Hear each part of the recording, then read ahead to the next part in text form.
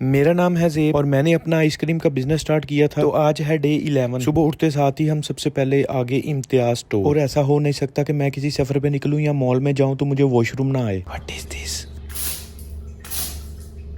ਉਹ ਕੁਝ ਖਿਆਲ ਕਰੋ ਇਮਤਿਆਜ਼ ਆ ਲਿਓ ਤੁਸੀਂ ਸ਼ਾਵਰ ਦੀ ਜਗ੍ਹਾ ਤੇ ਪਿਸਤੌਲ ਲਾਇਆ। ਖੈਰ ਆਪਾਂ ਜਲਦੀ ਨਾਲ ਉੱਥੋਂ ਨਿਕਲੇ ਸਮਾਨ ਸਮੂਨ ਲੈ ਲਈਏ। ਅੱਗੇ ਵੇਖਿਆ ਤੇ ਕੇਲੇ 199 ਰੁਪਏ ਕਿਲੋ। ਇੰਨੀ ਦੇਰ ਨੂੰ ਮੈਨੂੰ ਲੱਗੀ ਭੁੱਖ ਤੇ ਮੇਰੀ ਪੈ ਗਈ ਸੈਲਡ ਤੇ ਨਜ਼ਰ। ਮੈਂ ਕਿਹਾ ਤੀਆਂ ਦਾ ਸੈਲਡ ਤੇ ਦੇਈਂ। ਕਹਿੰਦਾ ਤੂੰ ਤੀਆਂ ਦੀ ਆਈਸਕ੍ਰੀਮ ਦੇਣਾ। ਮੈਂ ਫਿਰ 120 ਦੀ ਸਪੀਡ ਤੇ ਖਾਦਾ। ਮੈਂ ਕਿਹਾ ਕੋਈ ਜਾਣਨ ਵਾਲਾ ਹੀ ਨਾ ਆ ਜਾਵੇ। ਖੈਰ ਸਮਾਨ ਲੈ ਕੇ ਅਸੀਂ ਪਹੁੰਚ ਗਏ ਦੁਕਾਨ ਤੇ। As soon as I went to the shop I started working और ये सारा रश आप सब लोगों की दुआओं और मोहब्बत की वजह से है। और मैं हर कस्टमर से फीडबैक जरूर लेता हूं ताकि मैं खुद को इम्प्रूव कर सकूं। चुप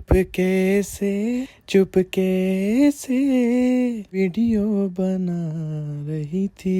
एंड अगेन ताड़ा बहुत बहुत शुक्रिया। Keep supporting me like this and I will keep delivering you a quality product.